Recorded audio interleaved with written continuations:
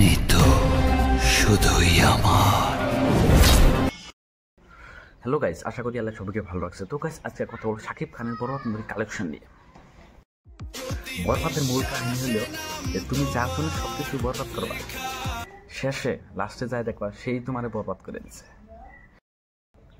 তো গাইস, আমরা সবাই জানি যে শাকিব খানের এই বরবাদ মুভিটা ঈদের মধ্যে রিলিজ হয়েছে গাইস, আর আজকে হলো আপনার ডে 6। তো সবথেকে ভালো কথা হলো যে শাকিব খান এই বরবাদ মুভি আজকে 6 দিন লাগালাগি মানে আপনার কি হয়েছে মানে হাউসফুল ফার্স্ট দিন থেকে।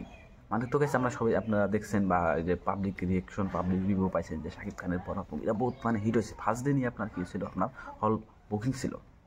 তারপর থেকে এখন পর্যন্ত মানে একটা সিনেমা হলো আপনার নেগেটিভে যায় নাই বা কোনো মানে পাবলিকে নেগেটিভ কমেন্ট দেয় নাই যে শাকিব খানের এই মুভিটা খারাপ হয়েছে বিনা।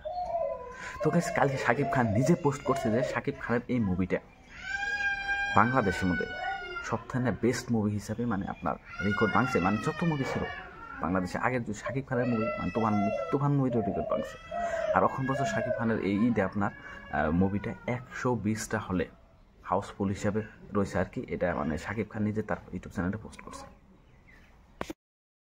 তো গাইস, আমি আপনার 6 নাম্বার ডে মানে যেটা পাবলিক রিভিউ তাদের প্রক্রিয়া দেখে এখন পর্যন্ত তারা কি রিয়েকশন দিতেছে, যারা যারা রিসেন্টলি মুভিটা দেখতেছে তাদের মুখে আপনারা রিয়েকশনগুলো শুনেন, তারপর আমি আবার কথা বলতেছি।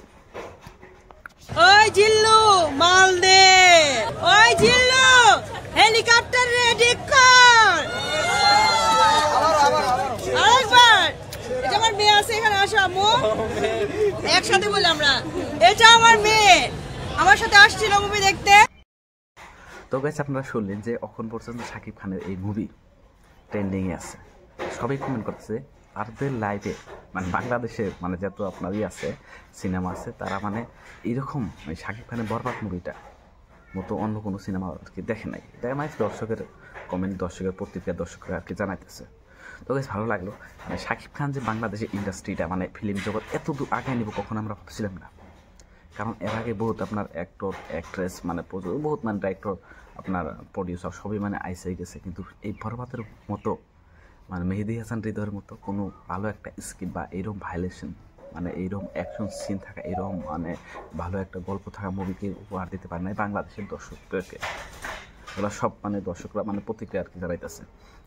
তো বেশ ভালো লাগছে। শাকিব খান আরও ফিউচারে বাংলাদেশের ইন্ডাস্ট্রিকে আগে নেক, আমরা যাতে শাকিব খানের মুভি আরও দেখতে পারি বাংলাদেশ ইন্ডিয়া আরও ভালো ভালো কান্ট্রিতে, যাতে শাকিব খানের এই মুভিগুলো চলে। তো ওটাই আশা নিয়ে আমরা ফিউচারে আর কি শাকিব খানের নিয়ে দোয়া করবো বা বর্তমানে দোয়া করে আছি শাকিব খানের ফিউচারে যাতে আরও ভালো ভালো মুভি আর কি আমাদের উপহার দেয়।